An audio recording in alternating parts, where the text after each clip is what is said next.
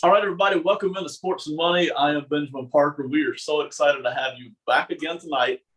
We are about 10 days, 9 days before the draft. We've already done one mock draft in which we went all the way through the first round. We're doing it again tonight. And Simon Shortt is on here again with us from last week and from other videos. Simon, how you doing tonight, man?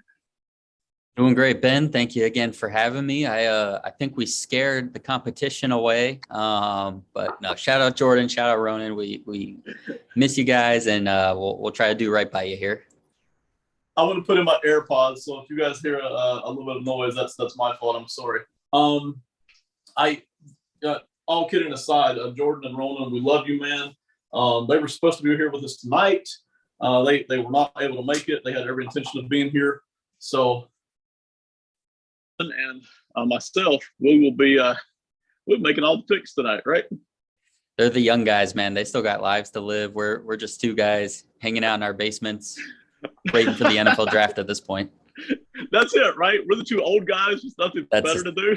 That's it, man. That's that. And you know what? I'm fine with that. You Ronan and Jordan, go live your lives, man. You can come do this in 10 years or whatever.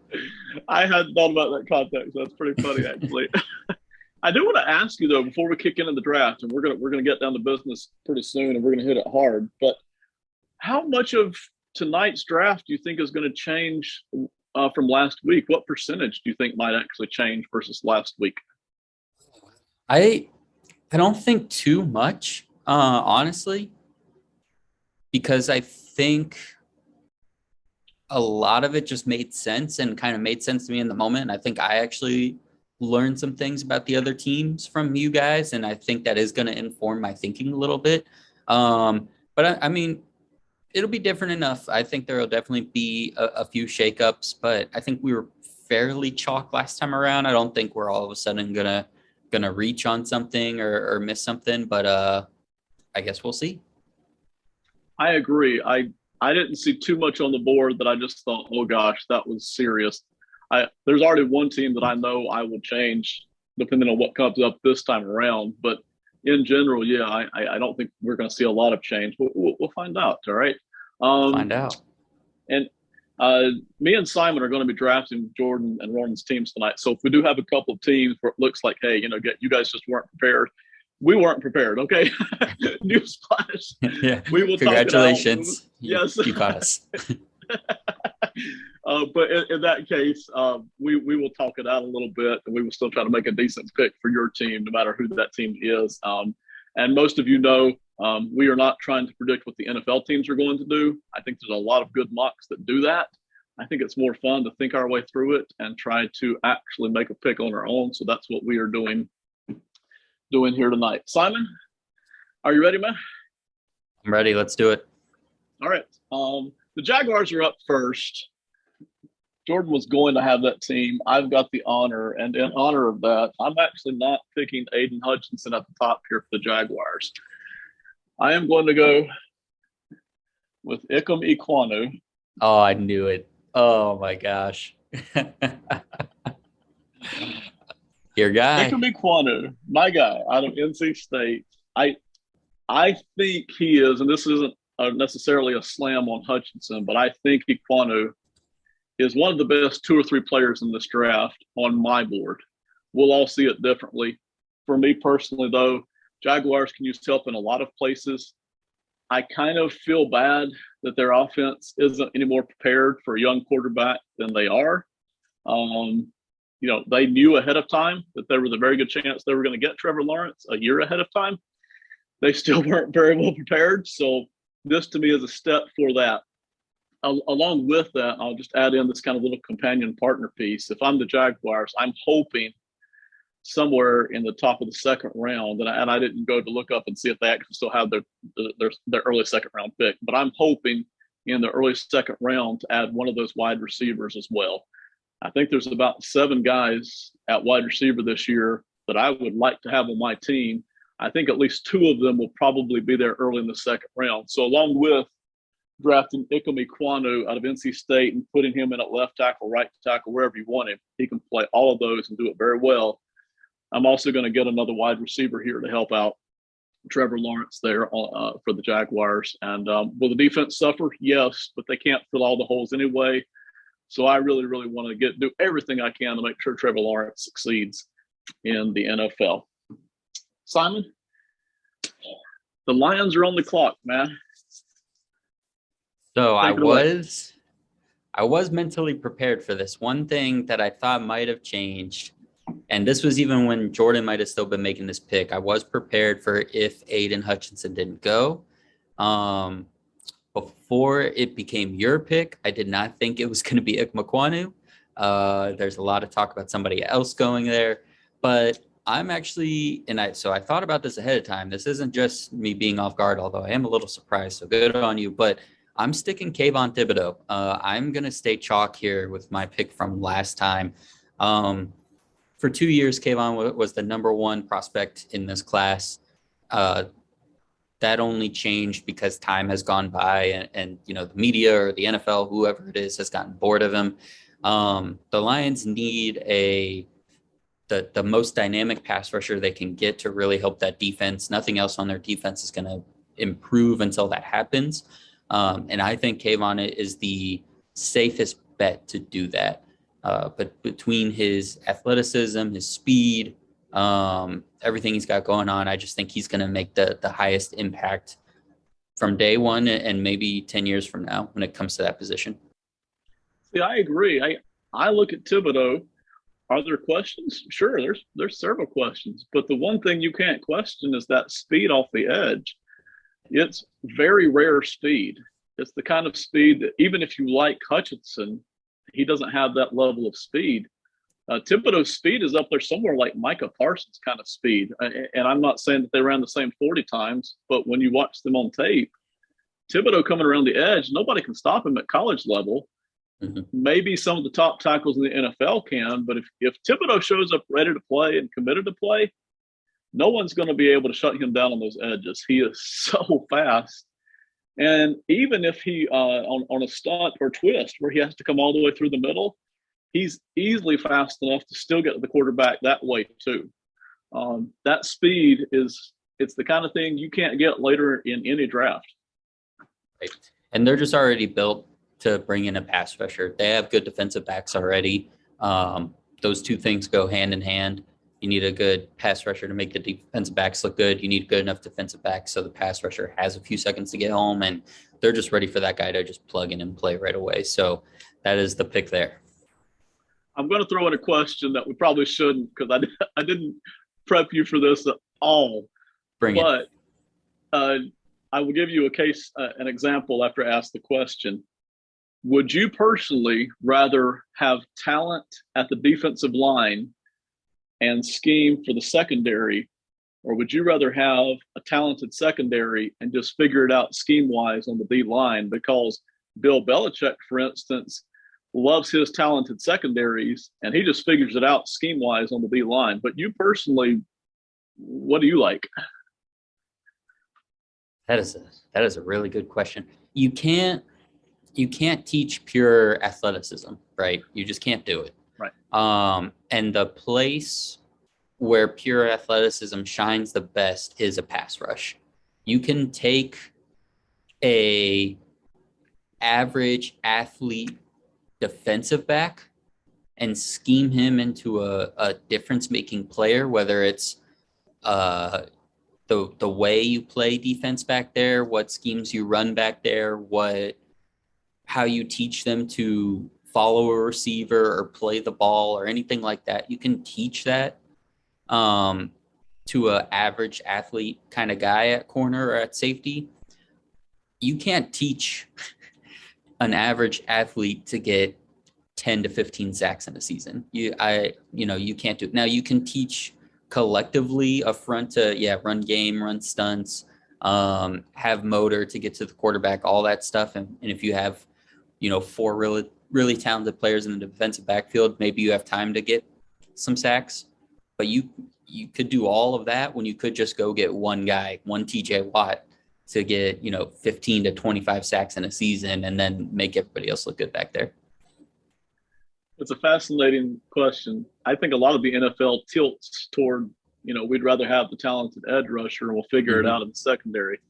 But again, I guess that depends on your coaching style and your ability to draft and develop as well. We've got the Lions taking Kayvon Thibodeaux. We've already just completely shook up the whole draft board for anybody who might have been expecting chalk tonight. You didn't get it. The Texans are on the board at number 3. Simon, what are you feeling there? All right, we're going to get a little back to normalcy here. With everything I just said about Kayvon Thibodeaux, that doesn't mean I like Aiden Hutchinson any less. I just like Thibodeaux more. With that said, with the Houston Texans' 3rd overall pick, I'm going to take Aiden Hutchinson. Obviously, just a tremendous edge rusher. The Texans are just missing playmakers at this point. They have some pieces. I won't even qualify them with being good or not, but they have pieces in various places. I think just getting a talented edge rusher is going to, like I said, it's going to help everybody, and he's going to be a guy they can build around defensively. And defensive-minded coach, I'm sure, he's going to love having that. Is it fair to say that everybody in the NFL would like to have Hutchinson on their team, but not everybody would trade up to get him? Is that a fair analysis? Yeah. I mean, I think some of the things with him, I know one thing everyone is a little bit worried about, and probably why Trayvon Walker's getting some buzz, is that length that came in. It's hard to be a premier pass rusher without great length, to try to keep linemen off of you, to try to get your hands on them early. And so I think that's giving people just enough pause to say, okay, we'll hang back. We feel like we can get somebody else, and maybe he's only 80% of who Hutchinson becomes, but we'll be just as happy with it. Yeah, and I think that's what we're seeing there at the top of the draft. It wouldn't surprise me to see Hutchinson taking number 1. It also wouldn't surprise me to see him slide if other teams just convince themselves that, hey, there's somebody else athletically that we like better. So, we'll find out that on draft tonight. Mm-hmm. Number 4, the Jets. Ronan was going to pick for the Jets. I'm going to take over that. If I were the Jets, I'll talk my way through this a little bit. Me and Simon are kind of having an open war room tonight. The reason being, because we don't get to see the real war rooms and hear what they talk about, we're just going to make up our own. So we are creating the behind the scenes stuff that general managers and coaches talk about. Maybe they don't see it the same way we do, but this is the same kind of conversations that they have to have. If I'm the Jets, I'm really hoping Ikem Ekwonu falls to me, because even if the current coaching staff decides, we decide they're not good enough to stay in a couple of years, Ekwonu can play in any offense. You talk about flexible. He can go from tackle to guard. He can run out and block in the flat. He can go to second level and block. He can pass block. You can do any kind of offense with him, and that's true of the best players. Usually you can do any kind of system with them. It's especially true of Ekwonu, but Ekwonu's gone in this scenario. So for me personally, with the Jets, let me turn to my big board. Hang on one second. For me personally with the Jets, and I apologize for keeping you guys waiting, I'm not going to go wide receiver this high. I think the Jets could use a wide receiver, but not this high. I think we're leaning toward Evan Neal. I'm just checking my last list here. Anywhere else?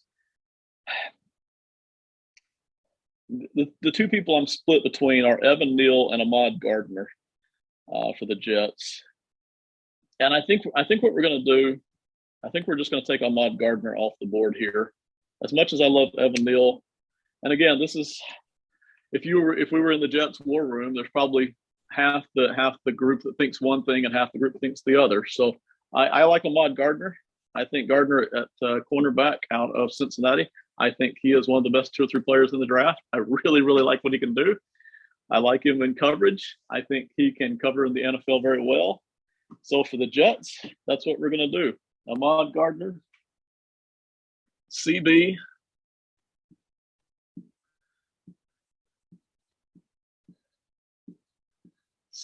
out of Cincinnati. And there are some teams, and I'm not one of them, there are some teams who think, well, you shouldn't really draft a CB that high, a defensive back. You should get edge rusher, left tackle, quarterback, kind of that kind of thinking. Some teams are happy to get a CB that high. But for me, if I'm getting a player I believe in and I like, I almost don't care what position he plays. If I like that player, that's what we're going with. So that's the thinking there for the Jets. almost going to take Evan Neal there. Really like him, but I think I like Ahmad Gardner even better. So that's what we're going to do there. Jordan was going to do the Giants. Simon is going to take over the Giants tonight at picks number 5 and 7. Big night for New York. Simon, go ahead and take it away and tell us all about the Giants. First, real quick, I'm already going to go against you here and do something you told me to not do. No, I'm just kidding. Your Jets pick is super fascinating. So for everybody listening, if you watched our last mock and the after video, you probably heard Ben talk about Ahmad Gardner a lot. And this is fascinating because this is exactly what happens to NFL GMs when in one draft, whether the owner talked them out of it, somebody else on their staff talked them out of it, whatever, a GM has a guy they really, really like, and then they don't pick him. And then the next year they're like, man, that is not happening again. So just now Ben was he was still thinking about how last time he didn't take Sauce Gardner at 8 for the Falcons. And he was like, I'm not letting that happen. I'm taking him here at 4 with the Jets. Cross teams, whatever. But he was getting his guy this time. So that's just fascinating because that's what happens. I think it's a great pick. I think just what we were talking about, the whole corner versus edge rusher thing, I think you can go in either direction.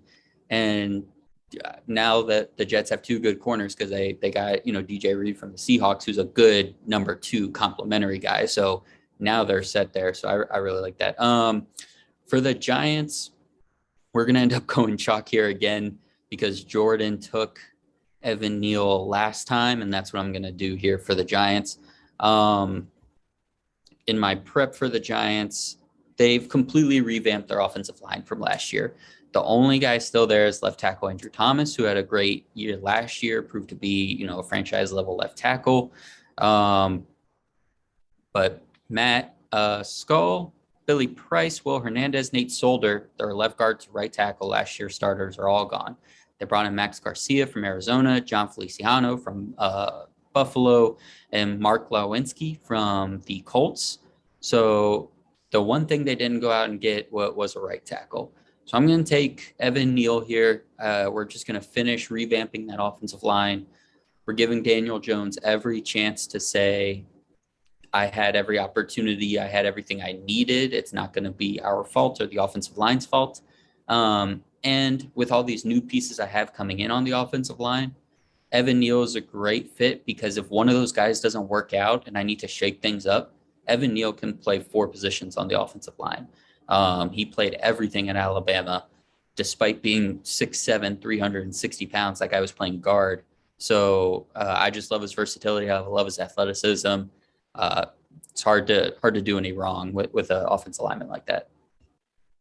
Love Evan Neal. I've got him right there, just right there, neck and neck with Ikem Ekwonu. You give me either guy, I'm totally happy, completely happy. So I like this for the Giants. I want to take a shot here at some franchises and tell me what you think.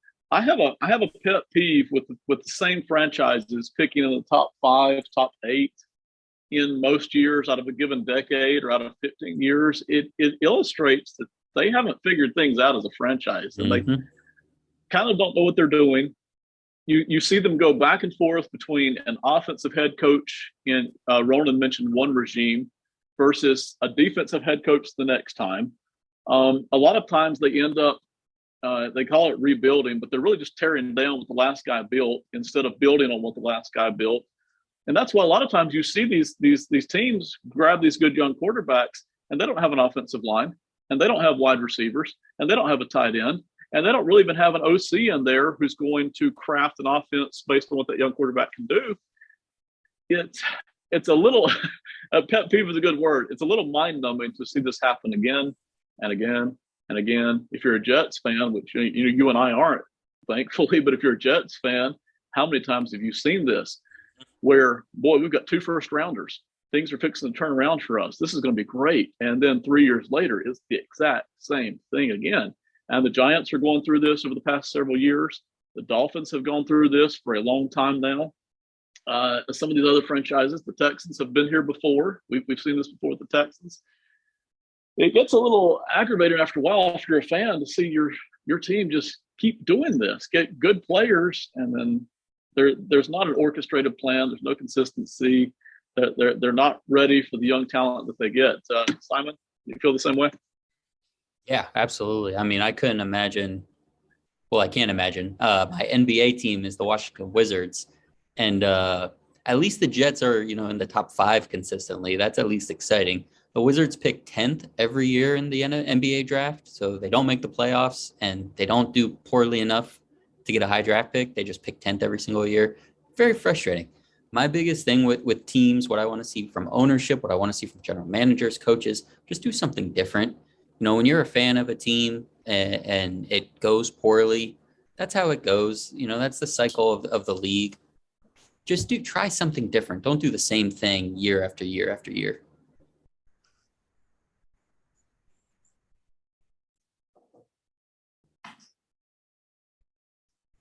Can you still hear me, Simon? Yes, you're back. Okay, I apologize. I think what happened when I turned my AirPods on after we already started recording, I apologize to the audience too. I think it threw our lips and audio out of sync. So those of you listening, watching, if that's continued, I'm sorry. Me and Simon are going to keep on having a good time watching this, doing this draft. If the audio is out of sync, we apologize for that, certainly. So again, pet peeve there with the franchises and the losing, but thankfully it's not the Steelers, right? That's right. Absolutely. Okay, this is one pick that I'm not going to change. Carolina Panthers at number 6. Last time I picked Malik Willis for them, and I'm going to do the same thing again. Do I think Malik Willis is guaranteed to be, a franchise quarterback and do a lot of winning? No. There's some ugly blemishes on tape. Do I think he's got a ton of talent just waiting for the right guy to use him? Yes. You watch him on video, listen to him talk. The guy is just fascinating to listen to him talk. People will respond to him. He's got a cannon of an arm. He's got unbelievable legs that are almost cartoon type legs to watch him run. There's enough there to work with to make me happy that I'm getting him. I don't think that teams should try to make him a pocket passer who's kind of a surgeon, high accuracy kind of guy. Don't put him in that box. Teach him how to slide, teach him how to step out of bounds, and then let him just be an artist and get out there and make plays. And, how far can you go with that? I don't know. I think at some point in time, he's probably going to throw 4 interceptions in one game. And you're going to be like, okay, let's learn from it and move on. But I like that his playmaking ability is there enough to where I'm totally happy if I get him. And because in Carolina, we know the pressure's on, I don't think there's any seat hotter in the NFL than it is in Carolina right now. We're desperate to get a guy.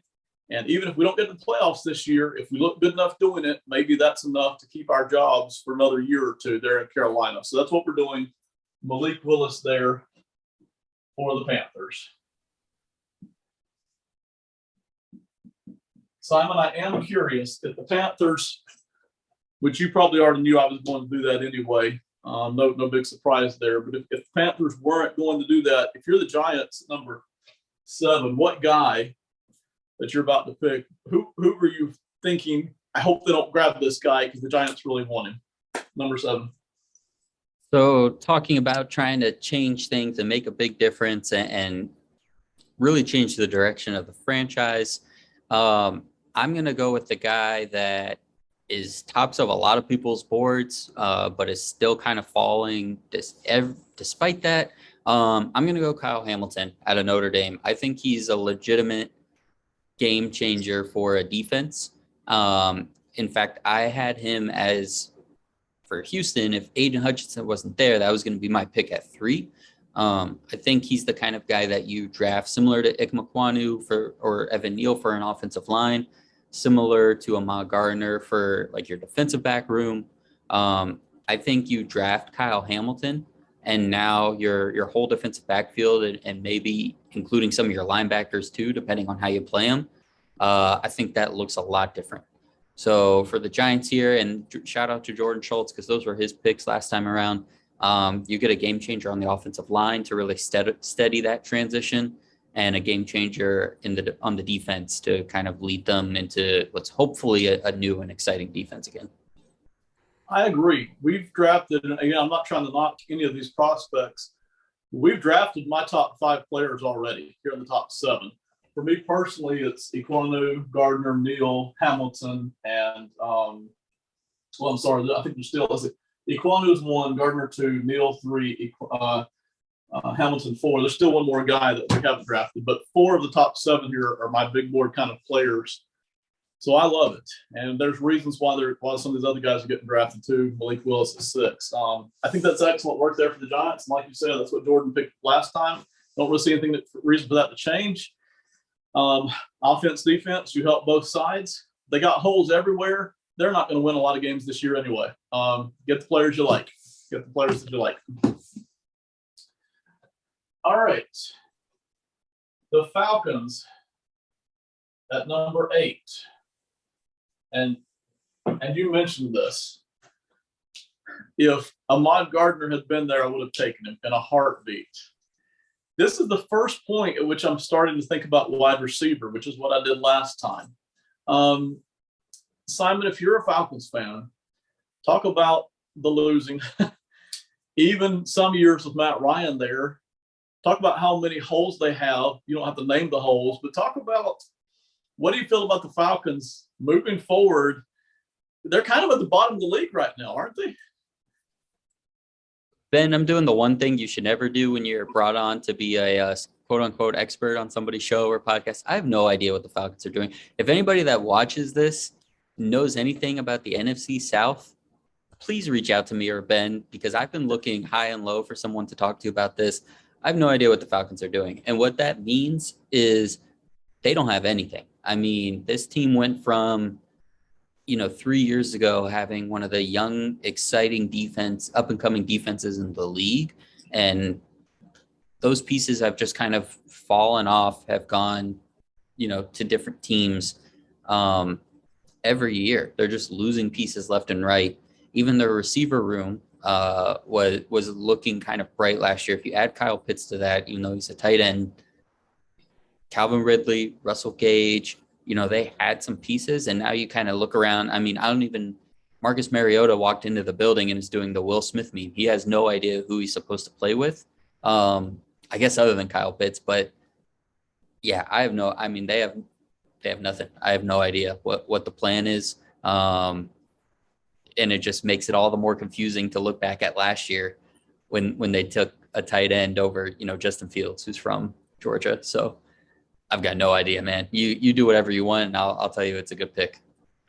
I almost feel like, and I don't mean to slam the Falcons here, but just trying to be realistic, I almost feel like they have so many holes all over the whole roster that you could almost take any good player and the Falcons fans are just going to stand up and cheer. I mean, that's just kind of how it feels.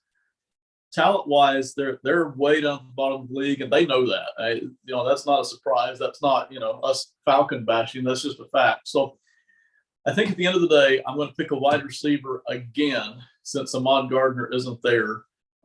There's other players I like, but I'm going to pick a wide receiver, not just because that's their biggest need. Who cares what their biggest need is? They're not going to win a lot of games next year. It's not going to matter. Get the guy you like. Whatever position that is. The guys I like happen to be at wide receiver at this point in the draft, generally speaking, so that's why I'm going with that. I'm not going to pick Drake London this time, which I did last time. I'm going to inject some speed into there because they already have Kyle Pitts at tight end, so I don't think they necessarily need a Drake London, who's a big physical guy. Let's go ahead and put some speed in there, and so I'm going to go with Garrett Wilson out of Ohio State. Fast guy. There's a lot to like here with Garrett Wilson, and I think the Falcons are going to benefit from being able to plug him in and put him alongside Kyle Pitts there. And again, the Falcons have so many needs. Yeah, that you can almost take anybody you want to here. I don't think you're wrong for the Falcons. No judgment there for the Falcons at all. That brings us to the Seahawks. If you're the Seahawks, I'm a little bit disappointed right here because I was hoping some of those top 5 players might slide a little bit. I've still got talented guys here, but I don't have any of my favorites sitting there if I'm the Seahawks. If you will, for just a second, add a little context before I make my pick. What if you're a Seahawks fan? Everything's different now. Pete Carroll stayed, maybe only because you can't trade Pete Carroll for picks, but you can trade Russell Wilson for a lot of picks. They did. But they don't have a whole lot of talent sitting there either. And I think they're kind of nervous about what the next couple of seasons hold. Walk us through that if you're a Seahawks fan, which you might be feeling right now. So from what I've been able to tell when it comes to Seahawks fans, they're so used to the turmoil and the drama of every single season with, I mean, there's, there's a tweet out there. I'm gonna go find it while I'm talking about this, but that says, have the Seahawks ever played a normal game, right? And you see it probably 6 times a season. It just recirculates. It gets retweeted, an extra 100,000 times every season because they always just have such wild games. Their seasons as a whole are always so back and forth, hot, cold. And the tweet was my guy Kevin Clark from The Ringer, by the way. And there's just always so much drama with the Seahawks. I honestly think that it was almost like a mercy killing a little bit that this team was finally like, okay, you know what? It's over. It's a losing season. Russ was hurt. Now we can at least say we can do a little, 2009 Boston Celtics where it's, if he didn't get hurt, we still would have been good, but, we still are calling it the end of the era. So I think it's a little bit of a sigh of relief, honestly. And I bet you that there's some people that are out there as Seahawks fans, maybe only for a year or two, but are going to be willing to kind of be patient and take a step back and just be like, let's just watch like a normal young football team try to win some football games. And maybe I'm talking a lot of NBA. Sorry, guys, it's the NBA playoffs right now. But probably a lot of, people want to see Pete Carroll just be a coach to some young guys because he's so good at that. He's so good at getting to young guys and connecting with them and getting them fired up and motivated. It's going to be a little like Greg Popovich with the Spurs right now. He doesn't have that all NBA player, NBA MVP type of guy now. And he's just bringing in young guys and he's like, this is my team. Okay, I'm just going to coach basketball because that's what I love. And I bet you most Seahawks fans are at that stage right now. Again, maybe for only a year or two, and then they'll get itchy for, some playoffs. But I think they're going to be all right, actually. It's fascinating to me. I think you're dead on with Pete Carroll being excited about coaching young players. It really seems to be something he loves to do. He kind of struggled to coach those veterans after they got to that second Super Bowl. There were a lot of clashes. There was a lot of turmoil.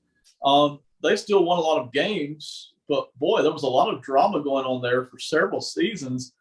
I think Pete Carroll's pretty excited about just getting a bunch of young kids together and molding them and just going out to battle with this kind of we don't know any better kind of energy, Yeah. Mm-hmm. It's a point well made. Here's my thinking for the Seahawks. I like Charles Cross at tackle. We're going to need a tackle if we get another young quarterback next year. If I'm the Seahawks, I'm positioning myself to be up at the top of the draft next year. I don't know. Pete Carroll cares if he wins a lot of games next year, but I don't think the fans in the front office care too much if that means they're close to the top of the draft. If I'm the Seahawks and they have 2 first-rounders next year, even if I'm not at the top of the draft, it's not going to cost me too much to trade my way up from, say, number 4 or 5 up to number 1 and get the quarterback I want, which maybe that's C.J. Stroud. Some people like a couple of the other quarterbacks that are going to be out there. For me, it's Stroud, but we're a year away from that. But I'm going to position myself that way, and I'm going to make sure that on offense we're kind of set to take a young quarterback.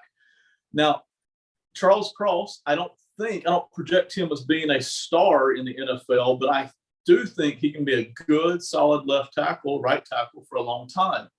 So I think that's where I'm going to go here if I'm the Seahawks. I think we're going to pick up Charles Cross. Yeah, great pick. And they have who's their left tackle? Is it Dwayne Brown? Yes. Who's a free agent,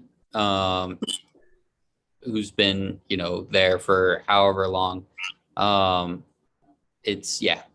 get your next left tackle. That's the one position that you don't really want to wait on. And like you said, you want this guy to be NBA tested and ready to go by the time that quarterback comes in. There are other players here that I'm interested in if I'm the Seahawks, but that's just going to lead us right into pick number 10. And those of you in the audience, you'll notice we have an asterisk here. Simon already knows about this. We have a surprise waiting here for you. Me and Ronan, before Ronan wasn't able to make the draft, we had already worked out a deal between the Seahawks and the Jets, in which, and Simon, you correct me if I got the numbers wrong, in which the Jets get DK Metcalf and the 109th pick overall, and the Seahawks get picks number 10 and 38. So it's expensive for the Jets. Ronan's reasoning, and my reasoning too, is the Jets need a wide receiver. They need a good wide receiver. They've got a young quarterback he's got some decent guys to throw to, but no difference makers. Metcalf would be a difference maker. And to top it all off, Woody Johnson there, the owner of the Jets, seems to be kind of stirring the pot a little bit and wanting to make a splash. And so even though Joe Douglas may not like this price tag, it's something that is conceivable. Don't know if that'll actually happen or not, may not, but for me and Ronan, Jets and Seahawks, this is what's happening. So the Jets are going to lose this pick. They're going to get DK Metcalf, and the Seahawks are going to be making a pick here. Simon, while I'm doing this, any reaction to our trade? What's your overall thoughts on that? Yeah, I mean, personally, I would not trade a top 10 pick for a wide receiver. I always think just go wide receivers now, the new running back. It's just the position you can go draft and get a guy who's going to be cheaper and on your team for longer. But the Jets, they've been stuck in a rut for a long time. Like we were just talking about when we were talking about them the first time around with pick 4, you hate to see a team that's bad be bad every year doing it the same way. They, over the last 5 years, have tried to build a young team through the draft and then use their cap space on free agents. That has not worked out, a la Le'Veon Bell and others. It has not come to fruition. So the next logical step is to instead trade for guys. DK Metcalf is up for an extension this year, and then you can pay him. But it's not like the Jets have a lot of other guys worth paying anyways, and the cap is going to continue to go up now that we're out of the 2020 season and COVID providing limitations on cap. The new TV deals are coming in. It's just going to go up. They're going to have more money to spend, but not a lot of good players to spend it on. So go get DK Metcalf, put him across from, Elijah Moore and Corey Davis, and give Zach Wilson a chance. Like we were talking about with Daniel Jones, you don't want to be the reason your quarterback failed. You want to let your quarterback do that. So they're building a decent young offensive line. I'm sure they'll continue to try to do that, but give them all the weapons you can and go from there. That's the thinking here. And Simon, I think you and I are both from kind of the Bill Belichick Patriots, Mike Tomlin Steelers, Green Bay Packers, kind of sort of same mindset of thinking. We don't want to throw a lot of money at big splashy free agents unless we just know we got to have one. Mm-hmm. In this case, though, if I'm the Jets and I may be feeling a little bit of pressure from the owner to make a splash, I want to get somebody I think is pretty good. I think DK Metcalf is pretty good. And like you mentioned, they don't have a lot of other big cap figures at the moment. So if I know I don't have, $140 million invested in 4 players already, I'm already kind of spread out cap wise. I don't hate at all investing a little bit of money in a good wide receiver here. So that's the thinking here for the Jets and the Seahawks. Seahawks now have the 10th pick. They've already picked Charles Cross at tackle, offensive tackle. For me, I'm going to take Drake London here now and address this wide receiver gap that I've already created for myself. Drake London, big physical receiver, good hands, wins 50-50 battles. There's some question about speed. It does make me hesitate. There's no guarantee that Drake London is going to come in and dominate the NFL, but I like what I've seen on film. He got the ball a lot at Southern Cal. I think he's going to be a good receiver in the NFL. So if I'm the Seahawks, I'm grabbing Drake London, big physical guy. And I believe they still have Tyler Lockett there as the speed guy, right, for Seattle. So I think this is a good injection. I prefer to build one side of the football and then figure out the other side later. And I especially want to do that if I think I've got a chance. And if I'm Seattle, I do. I think I've got a chance at a good quarterback at the top end of the first round in 2023. And that's really what's driving this thinking here if I'm Seattle. I really want to set myself up to get that quarterback and to have him be successful once I get him in 2023. Any thoughts before we move on from there, Simon? No, yeah, I think that's a good pick. It's two sides of the same coin with the Jets and the Seahawks. One's getting the proven star now, and the other's doing what I would say and trade him in for the younger, cheaper guy. And for where those two franchises are in their histories, eras, then I think it's a good pick. And in all honesty, Seattle hopes to be, I think, because I really don't think they're going to take a quarterback this year. Seattle hopes to be in 23 where the Jets were a season ago.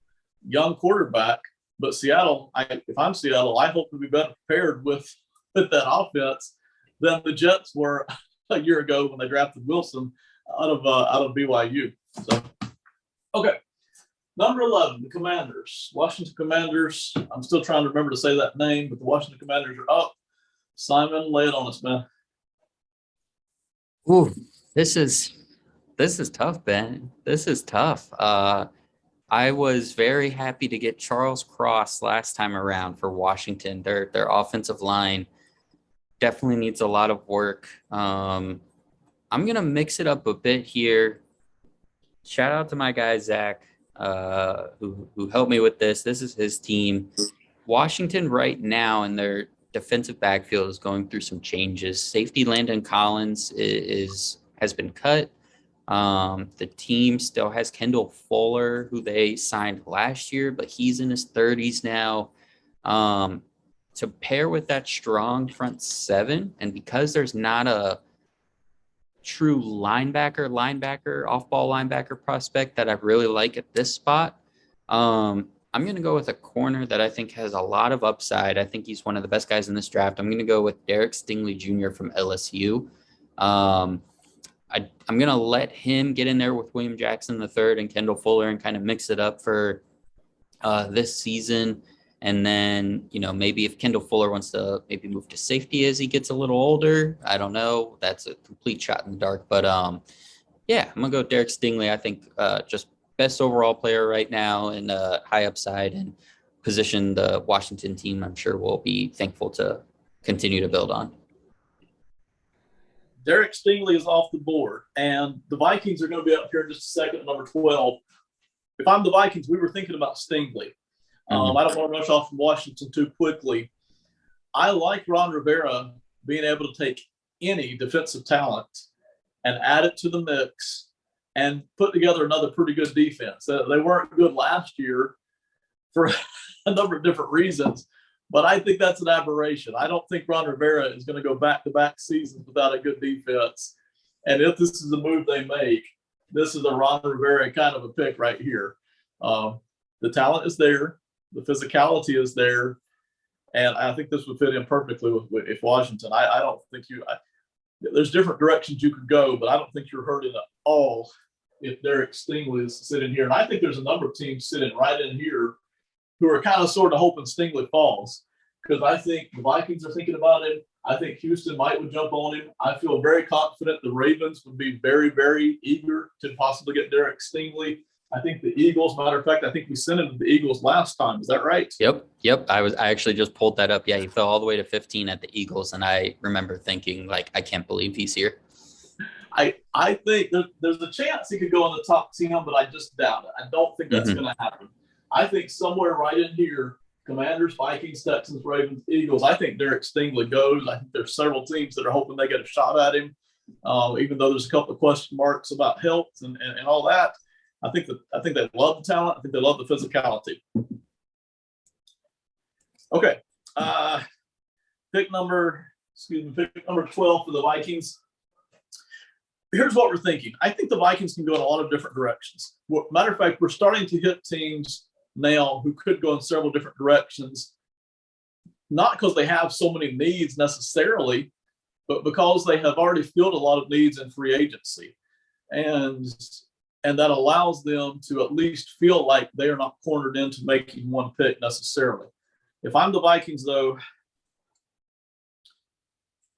we're looking at one of those edge rushers. We're looking at Jermaine Johnson. We're looking at Trayvon Walker.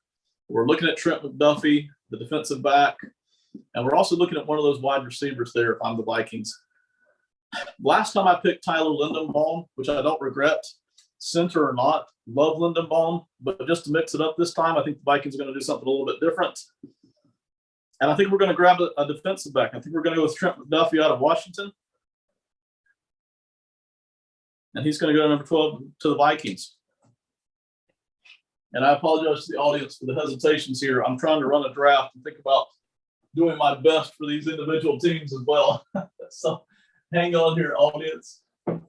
Vikings, Trent McDuffie. That is a need for the Vikings.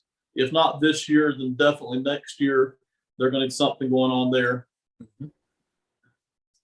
Trent McDuffie. And so it's funny, we spent the early part of the draft talking about how important a pass rush is, and you can scheme up defensive backs. And then we just took two corners back to back, and we have Trayvon Walker and Jermaine Johnson sitting there. But this is how these guys slide. You wonder, and anybody watching right now, especially if you're a big Walker or Johnson fan, you're screaming at us saying, how are these guys falling? And this is exactly what we do on draft night when we watch. But it's, because you just take these one pick at a time and you look at each guy on the board and you say, man, I actually really like, the Vikings, Ben might have had Walker and Johnson 2 and 3 on his board right there, and that he likes those guys. And if McDuffie had gone to the Commanders instead of Stingley, or, Stingley and McDuffie went to the Seahawks and the Commanders, and you might have been perfectly happy to take Walker. And it's just, it's so funny how this works. And this is how you get these guys who are, Trayvon Walker is being talked about as a top overall pick, and now we're at pick 12, and he's still on the board. It really is. I'll put it this way. Somebody's going to slide down the board. Some player, some position. It may not be because NFL teams just hate him, even though if I'm that guy, I'm like, I'm going to show all these teams that they were wrong. Yep. But it may just be a combination of, this other guy was here that we liked, and it was close, but this is where we went. And then, the next team up didn't need that position at all. And right. So he starts to slide. And again, like you said, it's one by one. It's not like everybody designed this to happen. It's just what happens. And this is the reason, I like Trayvon Walker and I like Jermaine Johnson, but I don't like them as good as I like some of the wide receivers and Trent McDuffie, to be honest about it. If they fall to me at 16, 17, or 20, I'm like, wow, how could all these teams pass up on this guy? But the other teams had somebody else that they liked. And so that's what we're looking at here for the Vikings at number 12. And moving on to number 13 for the Texans. Simon, they've already drafted tonight Aiden Hutchinson. Again, a bit of a surprise. Not sure that he's actually going to fall to 3, but assuming they've got Hutchinson here, what do you like here at 13 for Houston? So we just said all that, and I talked about how much I like those guys. And because I just took Aiden Hutchinson 3, I don't need to take another edge rusher right here at 13. So I am going to go with a wide receiver this time around. And I'm going to go ahead. You've taken 2 already, but I'm going to take the number 1 receiver on my board, and that's Chris Olave from Ohio State. Houston had 1 real pass-catching target last year, and that was Brandon Cooks. He had a very good year. He got an extension this offseason. But when I say he was their top target, he was their 1, 2, and 3. Nico Collins, who I think was like a 6th-round pick 2 years ago by them, was their second in the team in receptions. And then I think it was running backs after that. So they need a pass catcher. And I'm gonna take Chris Olave from Ohio State. And for those of you who are watching in our audience, and you're like, well, you guys are being a little awkward tonight, a little hesitant. You got that right. Okay. This is what and listen, NFL executives do not want you in their war room. Not now. They don't want you looking back 10 years ago to see what they said about some of these players. But trust me, the drama, the phone calls, the hesitancy, the screaming, the arguing, the name calling, it's the awkwardness. You'll see it all at some point in these war rooms if you're a part of it. And the reason is, man, you don't have control of what happens in front of you. And even if you did, not everybody in your own room sees this the same way. You could have 5 scouts sitting there saying, well, how could you think anybody but Hutchinson is number 1? And then you could have 4 more sitting there saying, well, we got him as the 9th player on the board this year. We all see this differently. Me and Simon don't see it the same way. Ronan and Jordan had their own thoughts, and all these NFL teams had their own set of thoughts. And so, yeah, we are thinking through this live, and I love the awkwardness. I love the confusion. I love man, if that other team had just done this at pick 6, the dominoes would have fallen completely different at 12, and we would have got the guy we really wanted after all. Instead of trying to pick between 2 or 3 other guys that we kind of like, right? Absolutely. Yeah, the whole time when you made the Charles Cross pick, I could tell what direction you were going in. I was like, I'm sitting here 2 picks away from the Commanders, and I have to figure out what I'm going to do. You and I aren't trade-up kind of guys.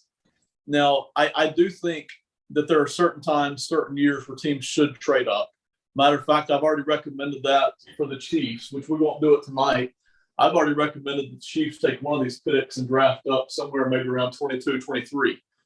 For a variety of reasons we won't go into tonight. But you and I aren't draft-up kind of guys. But it is tempting if you're an NFL general manager and the guy you want is 2 or 3 picks away, but somebody may just jump right in front of you and get him, and then you're left with other guys that you kind of like, and life in the NFL.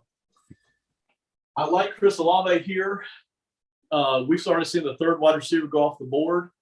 I think we're going to see the same thing tonight we saw last time, even if they go to a different set of teams at wide receiver.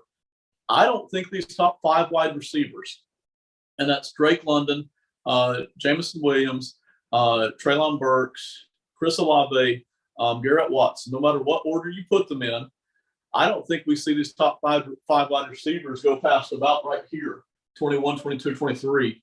If you're in the back end of this draft and you want one of those 5 guys, you are going to have to trade up to get him. Simon, you kind of see that the same way or not? Yeah, absolutely. I mean, these guys, we've gotten to the point in mock draft season where guys who are, 2nd round talents we're starting to hear that they're getting some sniffed around in the 1st round. So your Christian Watsons, your George Pickens, guys like that, because of the need of these receivers, because you've got teams trading all pro level receivers, Devontae Adams, and the Packers have 2 picks in the 1st round. Tyreek Hill, the Chiefs have 2 picks in the 1st round. We're getting more and more evidence that draft a receiver. These rookie receivers are legit from day one.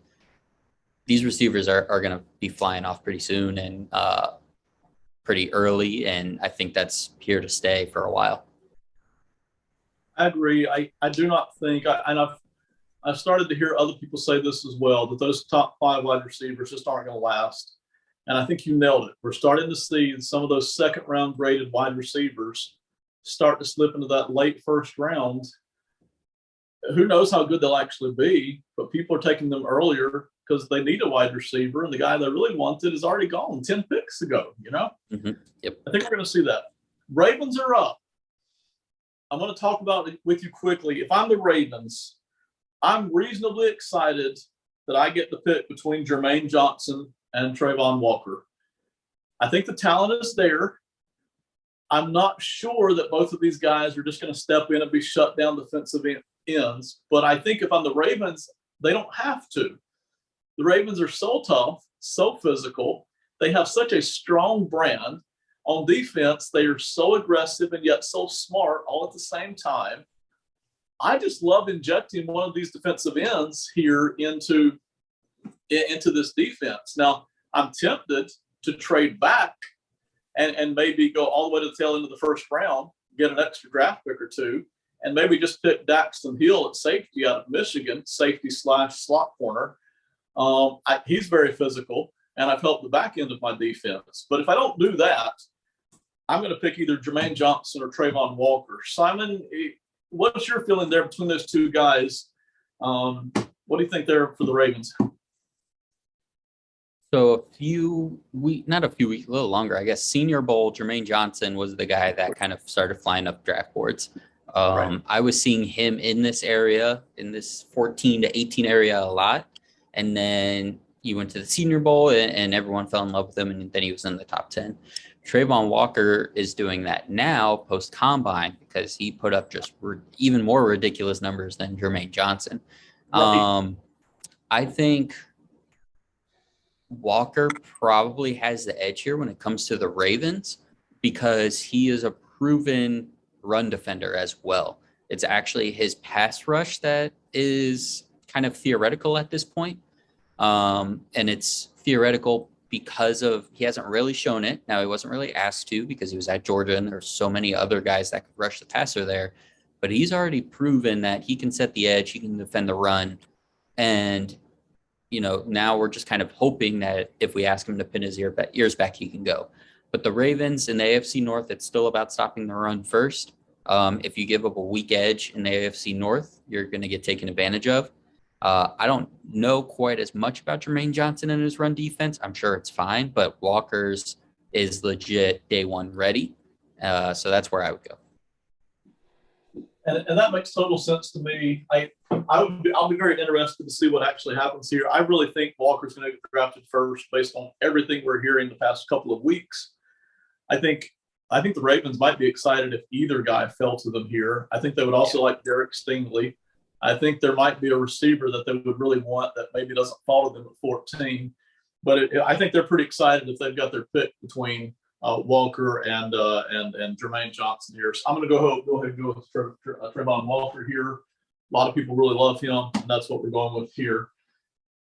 Simon, the Eagles are up next. Now, last time they picked Derek Stingley, physical, talented defensive back out of LSU. This time, Stingley's gone. And I honestly think if you took the NFL draft and drafted just the first round, let's say the first 40 picks, I think if you took it and redrafted again 3 weeks later, I think it would go out differently. I think people's arguments, somebody else in the room might get heard that didn't get heard before. I think it would just happen differently. I think certainly we know for a fact if you redraft 2 years later, the entire draft board looks completely different. So I think there's a lot of different things that can happen. What do you have here at 15 for the Eagles? So I'm going to go ahead and just swipe him off the board and get him out of there. It's Jermaine Johnson. The Eagles need pass rush. They need playmaking on defense, which is why we went Derek Stingley the last time around. The position is different, but the need is the same. And it's, it could be at any level, any position of the defense for the Eagles. But you watch that defense and it's just kind of slow. It's lethargic. It's kind of their scheme. It's very bend, don't break. But they just need some excitement. They need some juice kind of injected into the defense. So Jermaine Johnson, no doubt, very, very excited to make that pick. I don't think this is a hard pick for the Eagles. Even if they want a wide receiver, in their head, they're picking three picks later. In their head, they got to be thinking Johnson's probably not going to be there at 18. There probably will be a decent wide receiver at 18. Definitely. Even if there's not, we might get a decent receiver in the second round, possibly. Exactly. So, if I'm the Eagles, this isn't a hard choice for me. I like it. Jermaine Johnson right there. It really seems to fit their character and their identity as well. This is the team you're interested in that I'm picking for tonight. This is the Saints at 16. Walk with me through, just briefly, why it's so fascinating and maybe 2, 3, 4 directions they might go. So again, anybody listening that knows anything about the NFC South, please, again, reach out to us. I don't get this division at all. So, the Saints are here. I think I've got it. It just occurred to me. I think when they heard that Brady is coming back, I think they all just said, we give up. We're done. Yeah. We're done. It could very well be. So the Saints had, and I don't even have, I have the trade in here somewhere, but the Saints traded future draft assets to keep their pick, but essentially just move up an additional spot to get ahead of the Eagles, who also had multiple picks anyways. I really don't get it. As a Steeler fan, for the Steelers sitting at 20, a lot of Steeler fans who wanted the team to trade up for a quarterback or even just sit at 20 and get one saw this move and thought, okay, they're either going to take both picks and try to move into the top 10 and take a quarterback, so we're bummed out, or they're doing that because they have a non-quarterback they like and a quarterback they like, and they just wanted to get both. And either way, that's bad for the Steelers. So I've seen both of those theories. Now, obviously, to this point in our mock draft, they have not packaged those picks to move up. It could happen in the real draft. We'll see. But more and more, since we've moved away from the trade actually happening, I'm not seeing a lot of insiders or a lot of mock draft guys come out and say, oh, no, we're making a trade, or we think they're going to make a trade. It seems like they're kind of comfortable with just keeping the 2 picks. So I don't know. I mean, my best guess, honestly, is just somebody there in the front office, in the ownership room, just had 2 guys they really loved. Or maybe the owner was telling the general manager, you have to get this guy. And the general manager said, I want this guy, so I'll just go get another pick. More and more, it just seems like there's 2 guys that they want, and they wanted to have some insurance on what they were going to do in the first round of this draft. But it's very confusing to trade future draft assets when, again, it's not like they really moved up. They moved up 1 spot and kept got an additional pick or something. It's very weird. And this is one spot. We apologize. This may be the one team that we're the most unprepared for because, again, we weren't going to be drafting for this team tonight. If I'm the Saints, right, if I'm picking for the Saints here, as I'm about to do, I'm basically going big board. I'm not as familiar with what the Saints need, say, 2 seasons from now when all this cap garbage finally gets sorted out. So for me, again, I'm picking best player here if I'm the Saints. I think that best player, I'm debating. That best player could be Jameson Williams at wide receiver. The best edges are gone. I'm looking at offensive line, Trevor Penning. That's very tempting. And then I'm starting to look at those 2 defensive tackles, Jordan Davis and Devontae Wyatt. I think if I'm the Saints right now, I'm going to go ahead and pick up Jameson Williams. There's a chance he may not be there when I pick again at 19. So I'm going to grab Jameson Williams, wide receiver for the Saints. And that's what we're going to be doing, knowing that we're going to pick here again at number 19. All right, so give me just a minute to sort out the board here. This is where we're starting to get jammed up. Jameson Williams, wide receiver. Go ahead. Yep. And I'll be completely honest for everybody listening. Ben was, sounds very professional and is saying that had he prepared more, he'd have a great pick. You could give me a week and I would still have no idea what to do with this pick. So yeah, Jameson Williams sounds good. I mean, if the guy was healthy, he'd probably be wide receiver 1. He probably still was wide receiver 1 on a lot of people's boards. They obviously have a very awkward wide receiver situation going on over there with Michael Thomas. So yeah, makes a lot of sense. Again, you could have convinced me of anything probably, Ben. I just have no clue what this team is looking for at this point. Well, again, you and I have talked about this before with the Saints. They're kind of in a gray area, transition period, quandary. What are we doing now? They have all kinds of cap issues from the Drew Brees, Sean Payton era, in which they were trying desperately to get that second Super Bowl. Had it not been for a bad referee call 2 or 3 years ago, they might have gotten it. Didn't happen. They go even further all in those next couple of seasons right before Drew Brees is gone. So now he's at NBC and Sean Payton's, wondering what his next career is going to be, probably in television. But Saints fans are like, well, what about us now?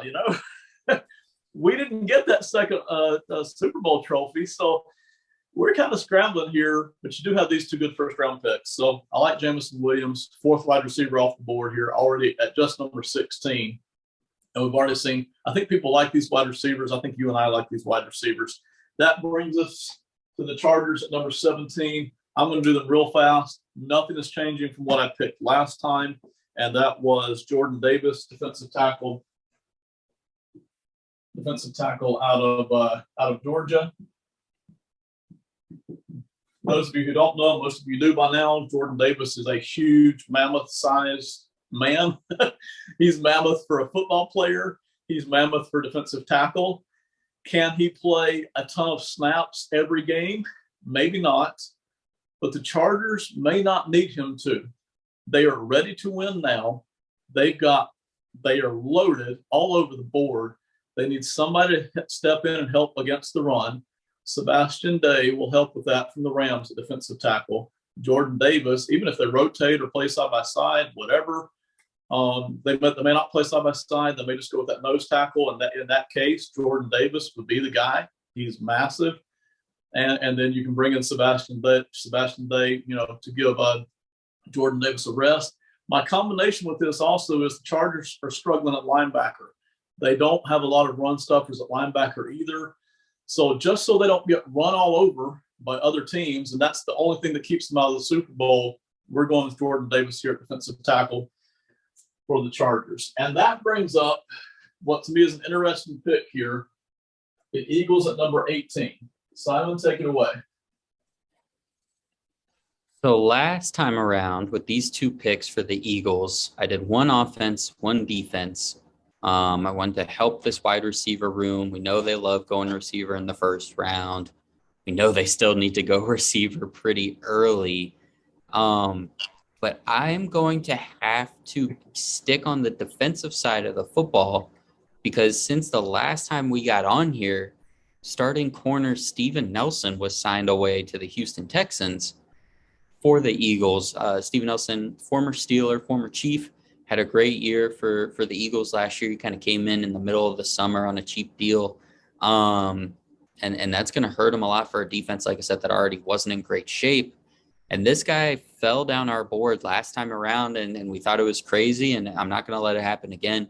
I'm going to take Andrew Booth Jr., cornerback out of Clemson. He's a big, long, athletic corner. Obviously played some big-time football, had some good experience there at Clemson. I'm going to bet on the traits and just especially because, like I said, Philly's defense is bend, don't break. They don't ask too much. So I think this will be kind of a good situation for Booth to get into. I agree. And me personally, again, a lot of teams don't like to do this. I like if you can hit one side of the football in one offseason really hard, and the next offseason that kind of gives you a break, especially if you're a team that you know you're probably not Super Bowl contending next year, why does it matter where those needs are? If I can start to lock down one side of the football this offseason, and then next offseason start to figure out the other side, I'm okay with that. I don't mind having these rookies on one side of the football. So picking up, to me, the Jermaine Johnson decision is easy at 15. And while you might go in a couple of other directions here, I love Booth right here. Again, physical, seems to fit what the Eagles do. Now I've got somebody I think can be a quality starter at the secondary. Somebody can be a quality starter at defensive end. I really like it here for the Eagles. If I'm an Eagles fan, I'm very happy with this. Go Birds. Saints are back up. They picked out Jamison Williams. Give me just a second here if you're the audience. We're hanging on. You thought you were out quick. You thought you did it. You survived the Saints pick, and then 2 picks later, here you go to figure out what the heck they want to do. I pulled something up for the Saints just to try and get a brief glimpse into what the heck is going on there. So they lose safety Marcus Williams to the Ravens. But don't worry, they got Daniel Sorensen from the Chiefs. They've re-signed PJ Williams. Obviously, Teron Armstead went to the Dolphins. That was a big one. They bring in, other than that, they're bringing in rotational guys. They get Marcus May from the Jets, who's a good safety as well. He's probably more likely to take that Marcus Williams spot. And everybody else just kind of rotational. Armstead was really the only consistent starter that got signed away that they didn't replace. But don't worry, they brought in Andy Dalton, so that's exciting. Nobody worry. Yeah, I still got no idea. You could do whatever you wanted. I think it would be just fine. There's about 4 different players here that I'm thinking about, but I think we're going to lock in Trevor Penning, tackle from Northern Illinois, Northern Iowa, right? It's Northern Iowa. Trevor Penning, probably not a starting left tackle. Definitely can play right tackle. Is going to be a monster in run blocking. He doesn't mind bending his knees as opposed to some big guys. He locks down when it comes to run blocking, and I think he'll hold up in pass protection. Will he dominate in pass protection? I kind of doubt it, especially against those really good, fast edgers. But I think he'll hold up in decent pass protection here for the Saints. So that's the direction we're going to go. We're just kind of going best player here for the Saints. But Trevor Penning at number 19. Let me write him on the board. Simon's beloved Steelers are coming up here in just a second. Before you make the pick, Simon, talk me through, if you're a Steelers fan and you know the Steelers roster inside and out, how do you feel the way the board has worked out this time? What are you thinking right now? I think any Steeler fan could be really, really happy unless you really wanted a corner. Andrew Booth is somebody that is on my board for the Steelers at 20.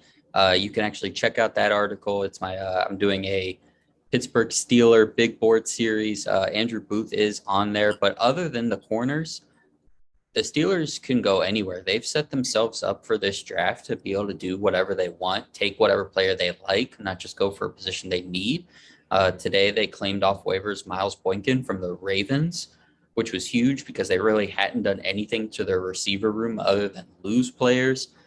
So they don't even necessarily have to take a receiver, a certain type of receiver either, because Boykin's a big slot, Chase is their Z downfield receiver, and Deontay's their route running X receiver. So they have filled those roles.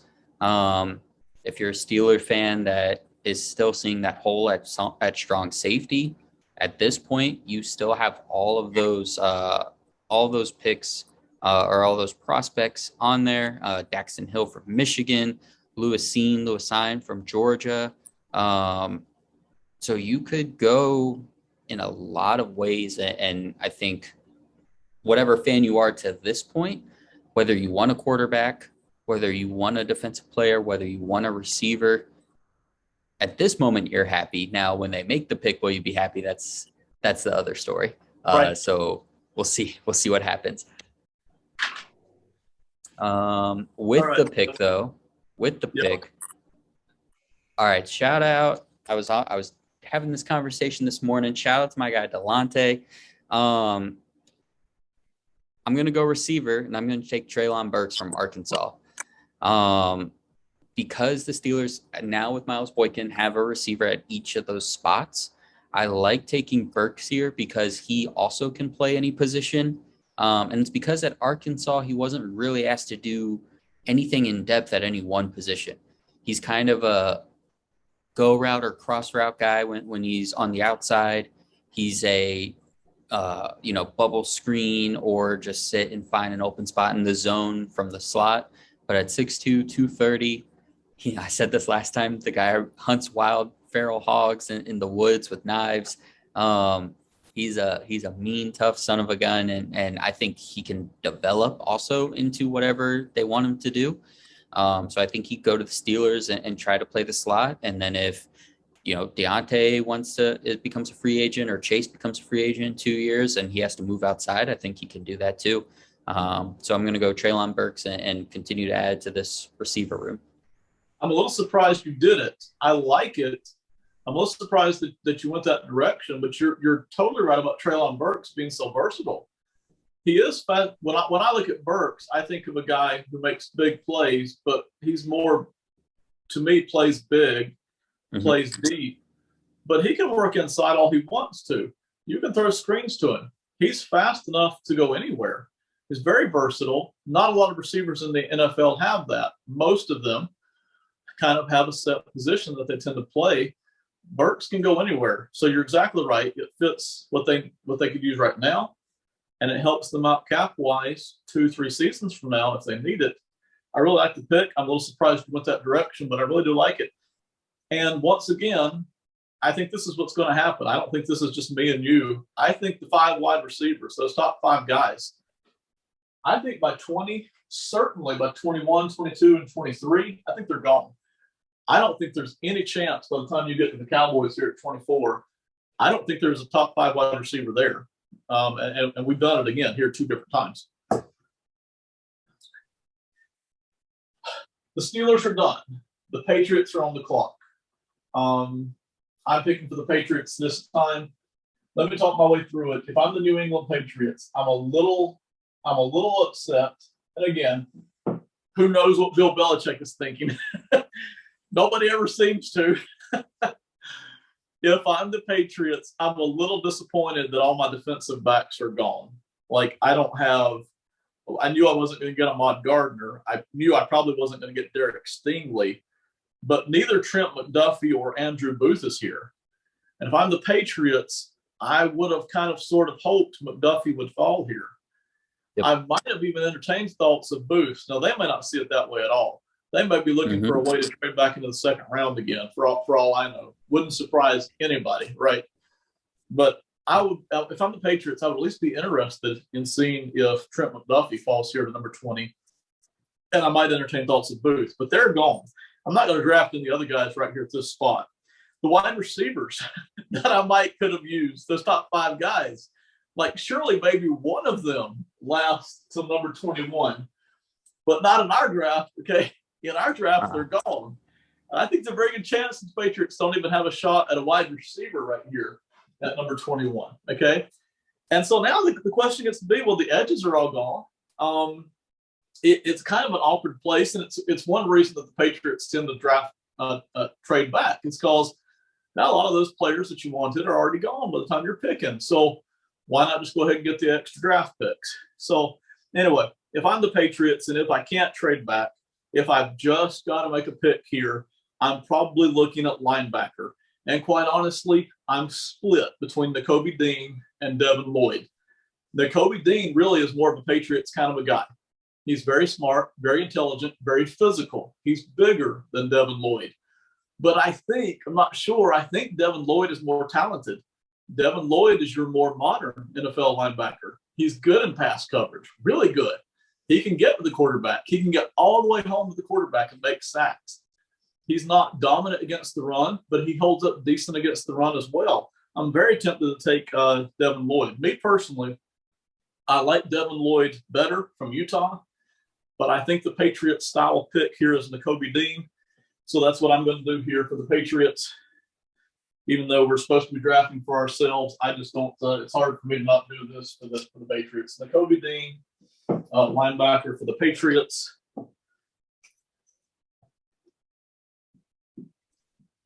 Coming out of Georgia, Nakobe Dean.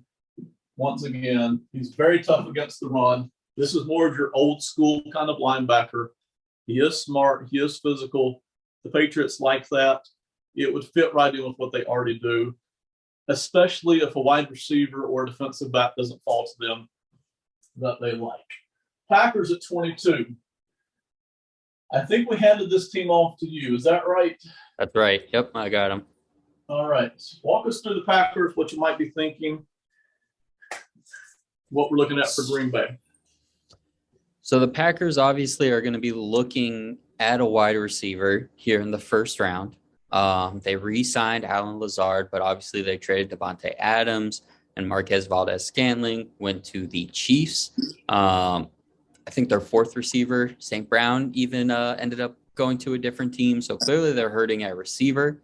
I also considered corner because they lost Chandon Sullivan and Kevin King.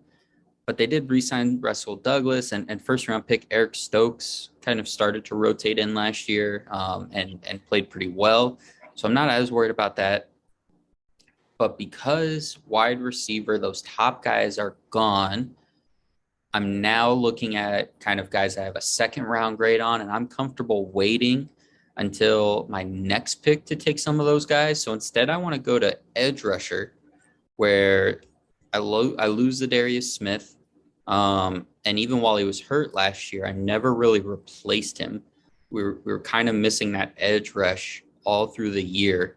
So I'm going to take George Karlaftis, the edge rusher, to really try and rejuvenate my defense, help out those defensive backs that I mentioned. That's the pick, George Karlaftis. Karlaftis is a guy, to me, I don't see him being a star in the NFL, but I really think Karlaftis can be a 10-year veteran in this league. I think he can get to the quarterback some. I think he holds up well against the run. I think he's just your classic hardworking, bring your lunch pail, because I'm going to be here all day, kind of a defensive end. And I think he locks down that starting spot for a very long time for the Packers. Is he going to hit home runs and sack quarterbacks 20 times a year? I don't think so. But you don't expect that here at pick number 22 anyway. So I like that here for the Packers. And the Packers, to me, I did some prep work on Green Bay as well. The Packers remind me of the Steelers, of the Chiefs, of the Patriots, who, when free agency hits, they sign as many guys as they can to smaller contracts and try to cover as many holes as they possibly can, so that when draft time comes, they can really kind of pick the player that they like best, and they're not so much boxed into a position. And you mentioned wide receiver. Wide receiver's kind of gone. Could they draft somebody? Yeah, they could, but why not get George Karlaftis, who I think is just a good, solid pick there at number 22. Absolutely. Yeah, I mean, their defense, they were able to bring back Preston Smith and Devondre Campbell, to linebacker / Preston Smith edge rusher, whatever you want to call them, which definitely helps. So, yeah, you don't feel like you need to go up and get a Jermaine Johnson or Trayvon Walker if they're falling. But edge rusher is deep this year. Karlaftis is a good end of first round selection, I think. And yeah, they just need to keep bringing people in. I mean, we saw this just a couple years ago with how it was looking. They continuously weren't adding the right talent in, and it got to a point where Rodgers was looking for a trade, and now they have to be sure to keep bringing in, good, strong talent, even if it's later in the draft. I agree. This brings us to me, the Patriots, Packers, and Cardinals. Even though they're very different teams with very different scenarios, I think any of them would draft a wide receiver in a heartbeat if one of those top 5 guys falls to them. They might not even fall there, but I think any one of them would draft a wide receiver in a heartbeat. The Cardinals would, but there's nobody there at wide receiver that I really like it at this spot. So maybe George Pickens, but I think I'm going to hold off here. This isn't as exciting if you're a Cardinals fan, but I'm going to take, and it's really not a hard decision for me, I'm going to take an offensive guard, and it's going to be Zion Johnson out of Boston College. I really think Johnson, once again, can be a solid starting offensive lineman in this league for a very long time, and you can move him around. Is flexibility overrated? Maybe sometimes. He can only play one position at a time, and I hope he's good at that spot. But yeah, he can move around if you need him to. I think he'll be good at several different spots in the NFL. And this isn't splashy if you're the Cardinals, but it will help the offense. They've already got Kyler Murray sitting there. Continue to help him. If you can figure out what price he's going to be paid this year and moving forward, if you can get that. Zion Johnson, though, out of Boston College, is the guy that we're going to be picking here for Arizona. Love Zion. That was my pick for the Steelers last time around. Just couldn't bring myself to do it again. But yeah, I love that pick. Think he's going to be great. And like you said, the versatility. I mean, he played guard in college, but showed center versatility at the Senior Bowl. And Rodney Hudson's not getting any younger. So, you never know. Play him at guard a couple of years and see if maybe he's the next center. I think Zion Johnson is the kind of guy who you could almost put on any NFL team. Because except for the Chiefs and a couple of other teams, very few of them have both guard positions just locked in at starter. There's a handful. Most teams could always use an interior guard. I think Zion Johnson fit on a lot of NFL teams. He's the perfect fit if you're like, well, none of the guys we really wanted to fell to us, but we definitely can plug him in here at guard. And that's true if you're the Steelers. That's true if you're, I think, the Cowboys. I think he works here for a lot of NFL teams. So that's what we're doing right there. This brings us to America's team, the Dallas Cowboys.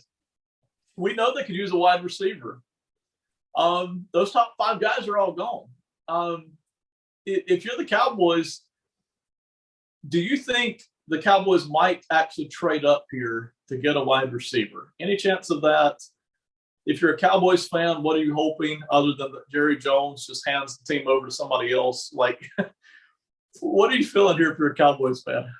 Oh my goodness. Yeah, I have no idea. For a long time, they kept adding to that offense. And I know a lot of Cowboy fans were thinking, we have a good offense. Why are we still adding to it? And now you look up and you're like, oh man, we should probably keep adding to the offense. The defense had a spectacular year last year. I think we're probably going to see something a little like what the Washington football team went through, now the Commanders, where maybe they set expectations with one really, really good year. Really, really good isn't doing them justice. One outstanding year being like a top 5 defense. Maybe that's not really where they are. But I think we're now in the point where, they have to just keep investing back into the offense because you just paid Dak Prescott all that money. You have to do it. So I think you definitely could invest in the offense here. I think you could see them trade up for a receiver. It would not surprise me. Here at this point, if all the receivers are gone, then you kind of run into, do we reach for a second round guy? Is there an offensive lineman we really like to try and help out the offense that way? I mean, when you have to just, cut a starting tackle because he doesn't want to be there anymore, when you have a quarterback who you're still kind of working back from a few injuries, it's not too exciting. So offensive line could be really important as well. I think you could do pretty much either of those 2 things. Even if you took a receiver now, you're not necessarily drafting him to be a number 1 guy, right? You have CeeDee Lamb, you have Michael Gallup. You can maybe reach a little bit and get a guy that just needs to be a second or third option and probably be okay with that. If I'm the Cowboys, the way this board has fallen, and again, it won't fall exactly this way, but it might fall something similar to this, I'm not particularly happy. I'm either looking to trade up or I'm looking to trade back if I'm the Cowboys, one or the other. There's a couple of guys here I like, but man, I'm not totally sure that they're going to automatically upgrade my team. So here's what I'm looking at if I'm Dallas right here at this spot. I'm looking at maybe George Pickens. I like the production hasn't been there, but this guy has some attitude. This guy is physical. This guy is explosive.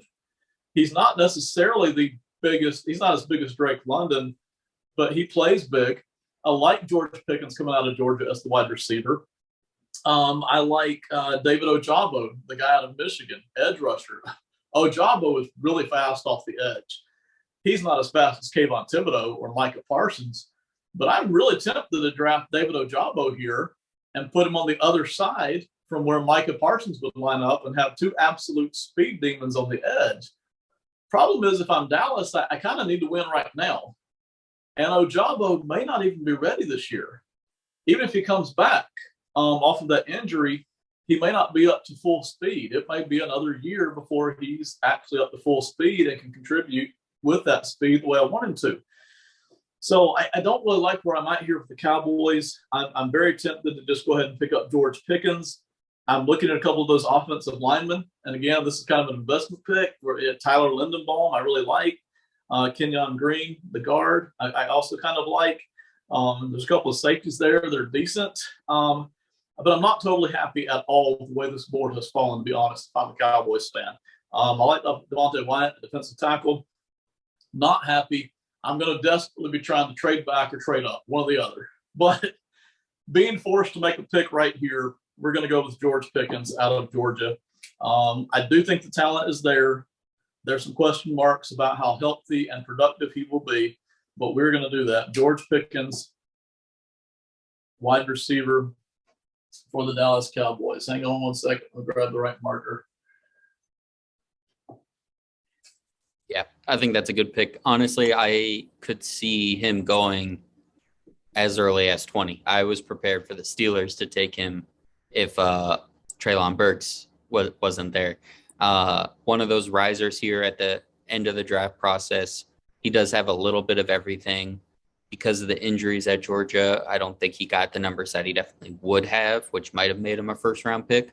Getting hurt late, 3/4 of the way through his second, third season, and then this past year coming back late because of the same injury. But I mean, the guy is, like you said, has good size, has good route running, has good hands, is a great blocker. I don't think that's a bad pick, especially when he's going to be third on the depth chart to start out. It's not a great position for the Cowboys. Honestly, if I'm another team on the board later, I feel almost the same way. We'll get into that here in just a minute. 25 for the Bills. I'm not sure Devontae Wyatt is going to fall here to the Bills. His talent suggests that he may go up farther somewhere else. Maybe even the Saints. Maybe he's one of the guys that they like, whether they actually need that spot or not. Who knows? Maybe somebody else grabs him. But if he falls here, I think the Bills are going to be pretty excited to get him. They have needs, but they don't necessarily have needs that they just have to fill at this spot. And I'm going to pick up Devontae Wyatt, which is the same thing that I did last time for the Bills. So Devontae Wyatt, defensive tackle from Georgia, very talented. You can certainly make the argument that he's as good as Jordan Davis or better. But if you're the Bills, I think you're happy to pick up Devontae Wyatt here. I was happy last time this happened. I'm happy this time. So the Buffalo Bills, Devontae Wyatt, number 25. I'm going to talk just a little bit. And for those of you who are still watching this video, I know it's gone long, but me and Simon are having a good time. So feel free to just indulge us or not. Yeah, this is for us at this point. Sorry, guys. So anyway, if I'm a series of these teams, the Cowboys, the Chiefs, possibly the Bengals, possibly the Buccaneers, I'm looking to trade down or trade up. I'm not particularly happy. I kind of feel like somewhere around 24, 25, I feel like there's a step down in talent. It kind of feels like the people that I would really, really want are kind of gone by pick 21, 22, 23. And I'd like to either just trade up into that pool of players that I like, or just go ahead and trade back to the early second round, or maybe just pick up an extra first round pick for next season. Not about doing any of those things actually, if I'm one of these teams. But this is the way the board is breaking down. It kind of fell this way the first time, even though the order was a little bit different. Some of the players, the teams were different. But these certain groups of players seem to kind of be running out somewhere around pick 22 and 23. And that brings us to number 26 here for the Titans. Simon, I don't remember who we drafted last time in the Titans, and maybe you don't either, but what are they looking at this time? Oh, I remember, because I'm going to do the exact same thing that I did last time, actually. And I messed up this name last time of the guy who they lost, but they lost Roger Saffold this offseason. They lost David Quessenberry this offseason, both two starting offensive linemen for them on the right side. So I'm going to go with Kenyon Green from Texas A&M, a guy that I could actually see. I was just kind of looking back through the Bills, and they had some stuff change around on the offensive line. I don't know if he necessarily fits with them, though, which is, part of it. But I think for the Titans, who it's all about that run game, Tannehill's under enough pressure just kind of being himself in the way last season went. They can't afford to really take a big step back on the offensive line this time around. They just brought in Robert Woods. Their offense is supposed to get better, but their offensive line has to be able to hold up to do that. Kenyon Green was a guy that early in this draft process was talked about as like a top first round pick, like top 15, top 10 even. And he's kind of fallen down the boards because of poor, combine showing, not great in some of the drills, didn't test as well athletically as expected. But at the same time, still a lot of talent, still young. He's coming out as an underclassman. Just go get a big physical guard, and rest will take care of itself. This brings us to the Tampa Bay Buccaneers.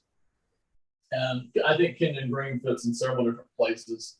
I will be very honest. I know some people want to get very technical about what kind of a defensive end teams draft or what kind of an offensive lineman guys draft. To me, that's only true later in the draft, maybe right in this area.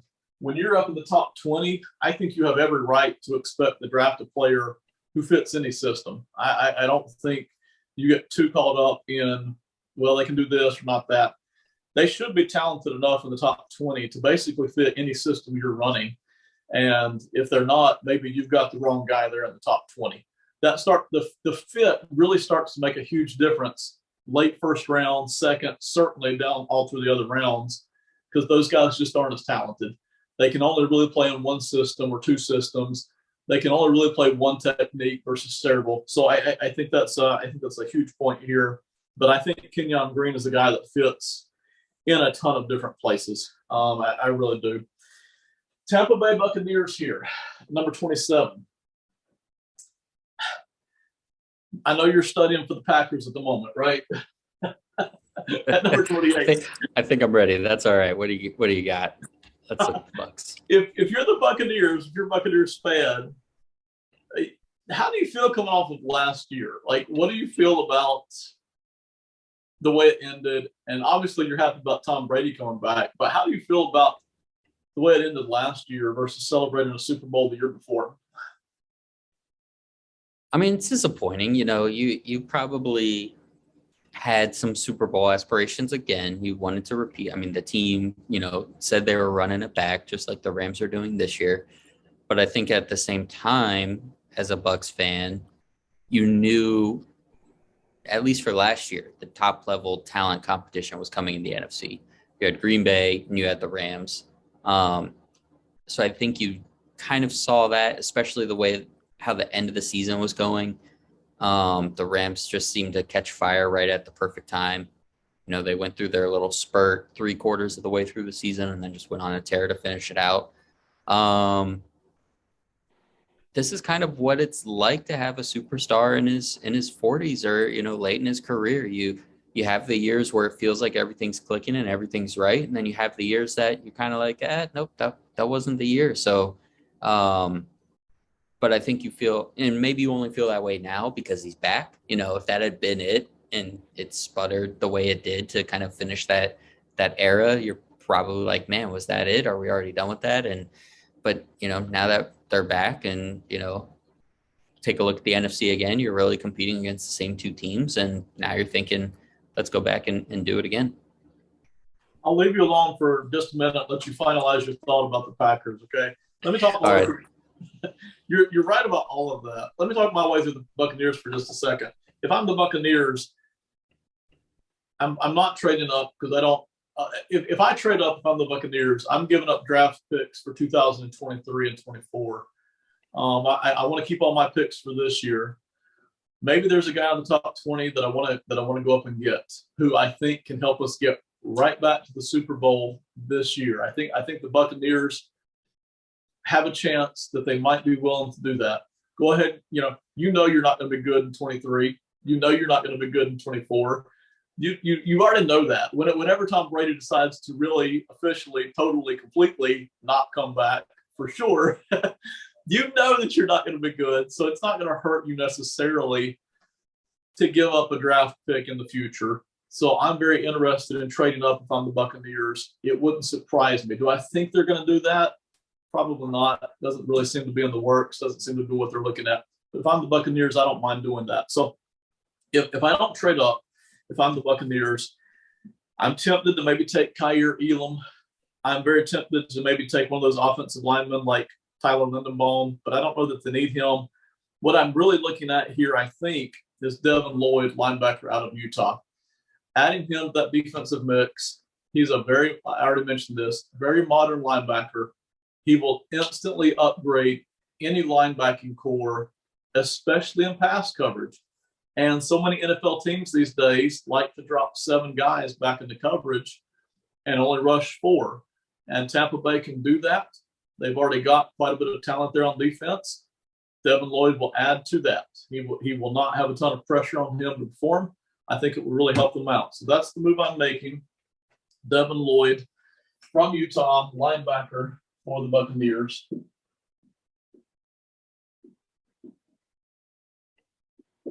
And the Green Bay Packers, who already got George Karlaftis at number 22, really in a good position here. And unfortunately, Jordan was going to be picking for them, but he can't now because he wasn't able to make it tonight. So, Simon, you had a very short window to do a lot of homework on the Packers. I like the first pick. What are we looking at here as the second pick? I know I need to go receiver here.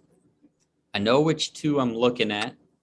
So I am going to go ahead and just take a shot in the dark. Well, not shot in the dark a little, really, but I like Christian Watson from North Dakota State. It's a little scary going FCS. I have to look Aaron Rodgers in the eyes and tell him, not only did I not take a receiver with our first pick in the first round, but I waited until the second pick. And then when I did so, I took an FCS guy, but hang on, don't worry. I mean, the guy he's big, he's freakishly athletic.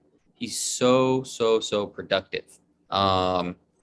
Setting records left and right. And, he can just come in right away. And he's going to be the type of player that just kind of fits in too. With Allen Lazard, it's going to be those two guys trying to figure it out for Rodgers, try to figure out how they can make up what they lost in Adams and Marquez Valdez-Scantling.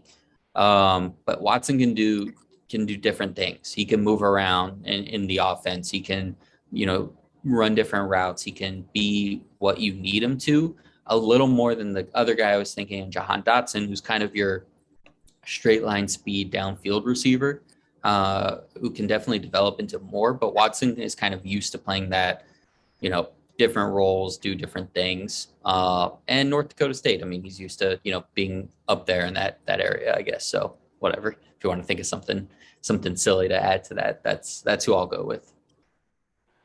I like the pick here for Green Bay. I like the fact that they're not boxed in. They don't necessarily have to just go in one direction, but wide receiver is up there. And exactly what you said might happen. We think this is going to happen. The wide receivers, those top five, are going early. And there are more teams coming that need a wide receiver. And while the quote-unquote value may not be great, if you like the guy, draft the guy, Why try to, be fancy and cute and wait for pick 35 or 38 and he's already gone?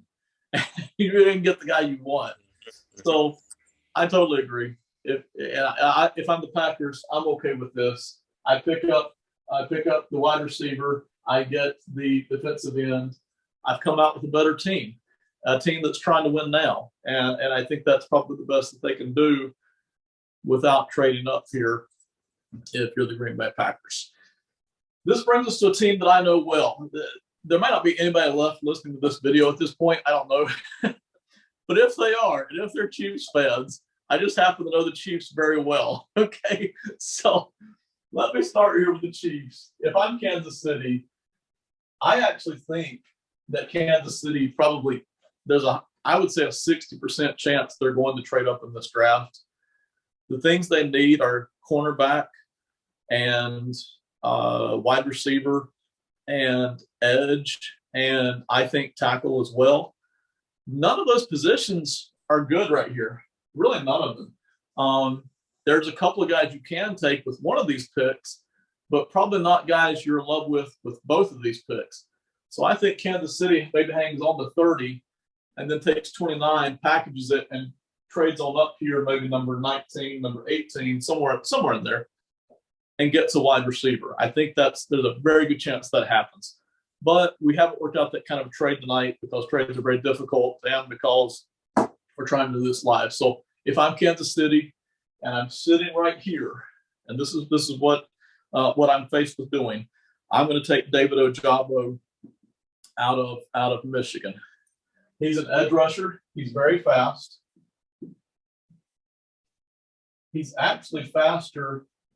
He's faster off the edge than Aiden Hutchinson. You can see it on film a lot. There were tons of plays in which Hutchinson wasn't double teamed. In a lot of those plays, Ojabo was the first guy to the quarterback just because of his quickness. He doesn't have the moves that Hutchinson has, He's not as polished. He hasn't been playing football for as long.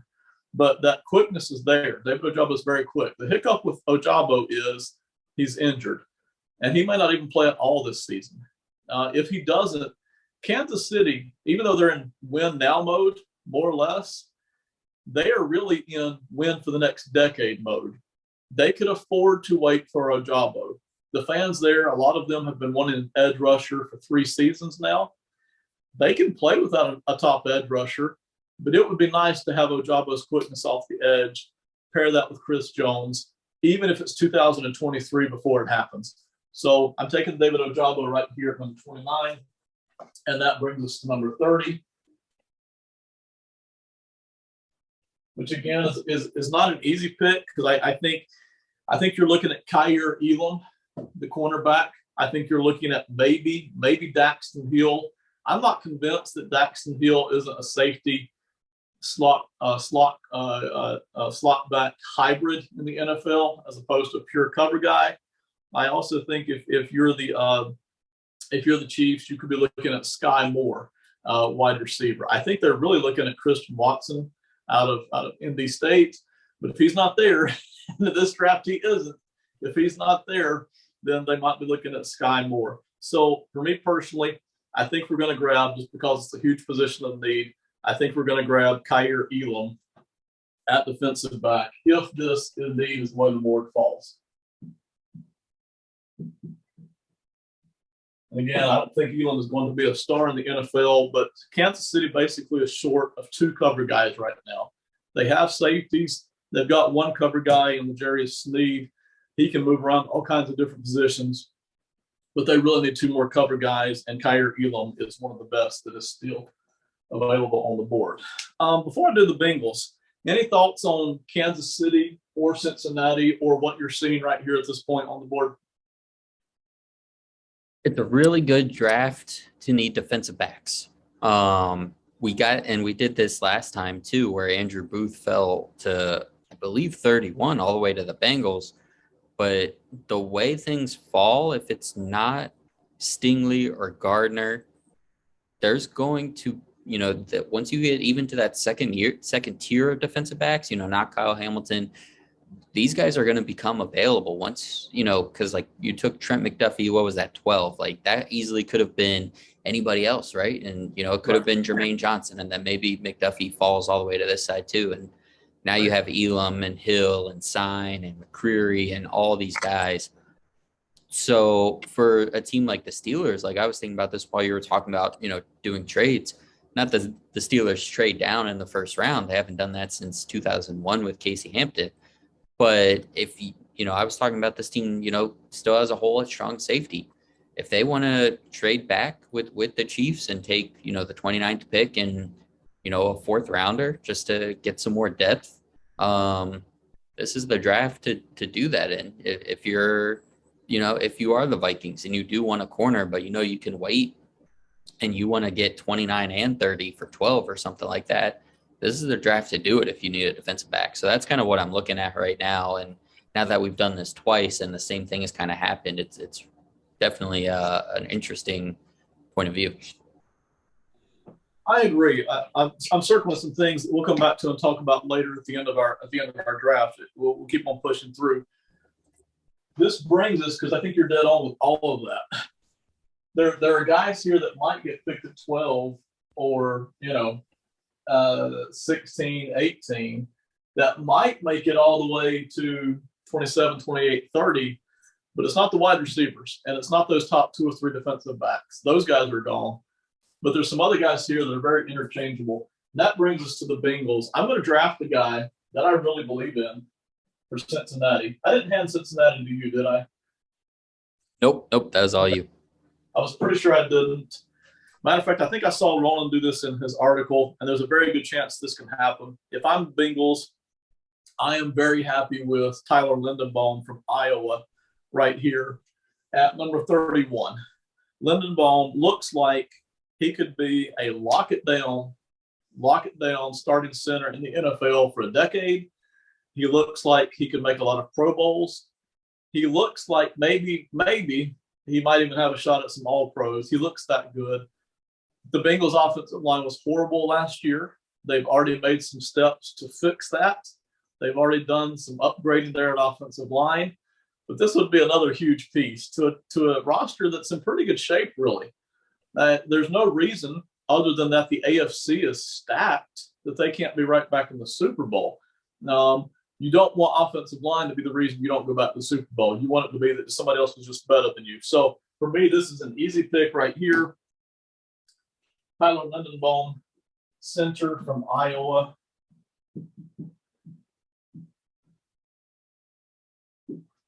And I think the Bengals would be very happy with that. I think Bengals fans in general would be very happy with that as well.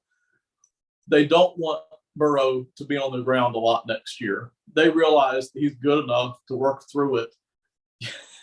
You could not have that keep happening to Burrow. I think Bengals fans also realize whenever Burrow gets done with his rookie contract, he's going to be making a whole heck of a lot of money. He might even set the new market for quarterbacks in 4 seasons. Yep. So your chance to win is right now, and you don't want to look back and say, if we just upgraded the offensive line, we might have actually won a Super Bowl with Burrow on his rookie contract. So I think this is perfect for Cincinnati. Very good chance this happens. I'm happy drafting Lindenbaum much earlier, but the way the board falls, and a lot of people don't like to draft centers very early, there's a very good chance that he falls right here to Cincinnati. Simon, I know who you drafted last time for the Lions, but I'm going to let you tell everybody, and then we'll see if it's the same thing that you're going to do this time for Detroit. So the last time around, I took Cincinnati quarterback Desmond Ridder. Did that with the idea that, they still have Jared Goff. They have given all indications that they're comfortable sticking with Goff for this season. I don't doubt that at all. This is not the quarterback class to try and find your next franchise quarterback. That's why we've only taken one thus far in the draft this time around. And that is going to stay the same. I don't think I'm going to risk this last pick, especially with some playmakers here on the board that I still like. So I'm going to skip quarterback this time around. We'll aim for that for next year. I'm going to go Daxton Hill from Michigan with this pick. Shout out Muhammad, helping me out with some of this Lions stuff. Safety is a position of need. They have some nice pieces on the roster, which is why, like you said, Daxton Hill's kind of a hybrid defensive back player. He can play free safety. He can play in the box as a strong safety. He can rotate over and cover guys and the nickel a little bit. With Kayvon Thibodeau and Daxton Hill, I'm trying to kind of revamp this defense, make this a strong defense again. We know this team wants to be that blue-collar, tough, run the ball, bite your kneecaps off, play good defense kind of team. And I passed up on a Michigan man, even with the Detroit team with the second overall pick. So I won't make the same mistake twice. So Dax Hill for me here. Let him play all over the place with an already pretty strong defensive back group with some really good corners and some other nice pieces there. Maybe try to, to be that top guy back there to pair with Kayvon Thibodeau. We are done drafting. We'll just take a couple of minutes and then we'll close. We'll shut it down. Any surprises on the board that that really stood out, or did the board this time look a little bit more maybe streamlined in terms of talent going at the slots it should? I think I'd say this time around, it made a lot of sense. I think the wide receivers are definitely, like we keep saying, they're the top 5. I don't think are going to get past. I mean, I'll even say 22 with the Packers. I think that's the latest the 5th receiver will go. I think the Falcons, still taking a receiver, like I said, that's where the draft for me is really going to be interesting. I think those top 7 guys are the top 7. You could sneak one of those edge rushers in there and it wouldn't be too surprising, but I think we got them right there.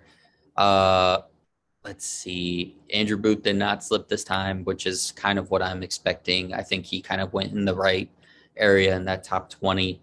And then, that just that back a little bit there. You have the Cowboys circled. I think that is where it starts getting weird. Maybe even the Cardinals, just because I think they're a little up in the air as well. I think we could see, like, how many more receivers could we see go? Because I think it could be a handful. Because who didn't we take? We didn't take Jahan Dotson. Right. We didn't take. We got George Pickens, and then it kind of drops off from there. So I mean, I won't be surprised if we see 8 receivers taken in the first round this year, and then, then the quarterback. How many teams are going to talk themselves in the quarterback? We just have to wait and see. There's so much to go on. One final thought for me. I think the reason I circled the Chiefs and the Cowboys, I think there's a very good chance both teams are looking to trade up. They have to be looking at, again, no matter how the board breaks down, at a certain point, it literally breaks down. They have to be realizing the guys we want aren't going to be there at 24 and 29. If you're the Chiefs, maybe one guy you want falls here, but I don't think you really believe that both guys you want at the needs you have are going to be right there at 29 and 30. And the Chiefs have, I think, 12 picks. Somebody said earlier, I can't remember if it was Mel Kiper or Todd McShay, the Chiefs don't have 12 open spots on the roster. There's no reason to keep 12 picks. Do a little bit of packaging. You have enough picks to do it and still get good talent. It won't hurt you to trade up this year. Again, you don't want to trade up every year, but it won't hurt you to trade up this year and get a talent upgrade. I think there's a very good chance the Chiefs move up.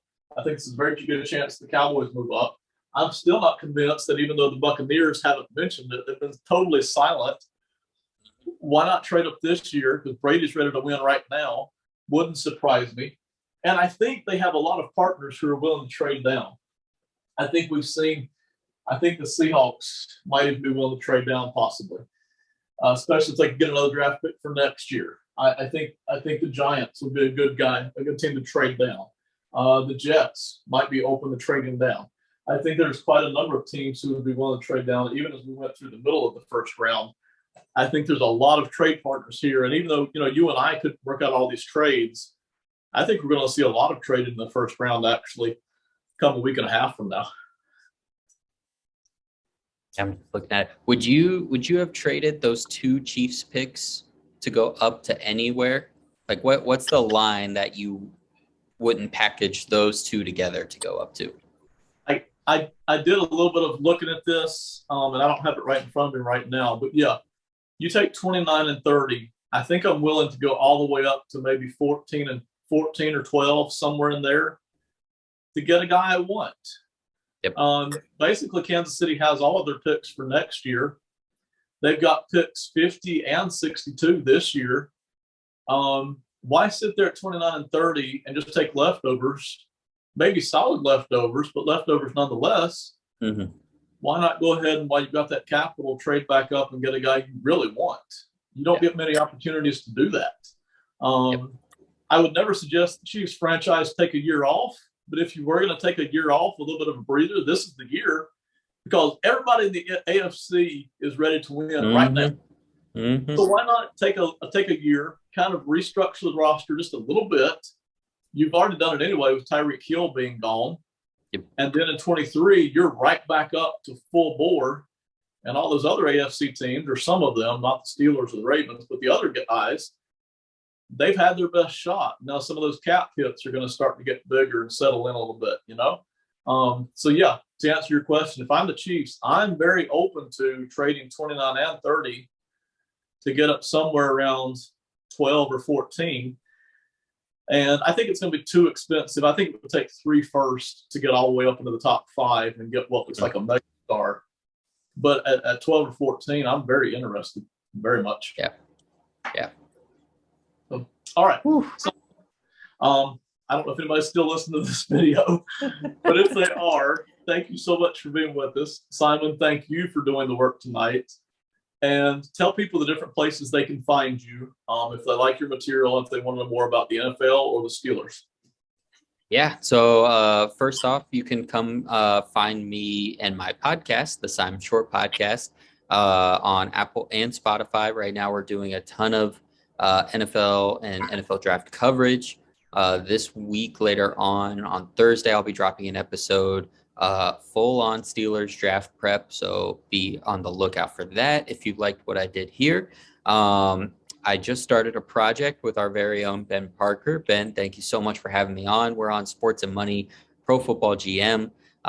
Every week I'll be dropping something probably around the weekend. It's not too set in stone, but just a quick Steelers segment. That's where I'll be for all of your Steelers needs in the slow part of the off season when my podcast kind of shifts focus. And you can check out all my written work at phantomsportsofficial.com. Right now, I'm in the middle of a series doing the Pittsburgh Steelers big board round by round. I'm picking 10 players in each round that the Steelers could have on their board when they're on the clock. So that's been a lot of fun. Been pretty exhausting, but it's a good time, and I feel like we're ready for draft season. So come get all your draft needs, especially Steelers, over there with me. Simon, I've enjoyed it, man. Thank you so much for all the work tonight. I really appreciate it. Absolutely, man. Thank you so much for having me, man. A lot of fun. All right, everybody. Thank you all so much. Thank you for watching. I hope you have a great night. We'll see you next time. Bye.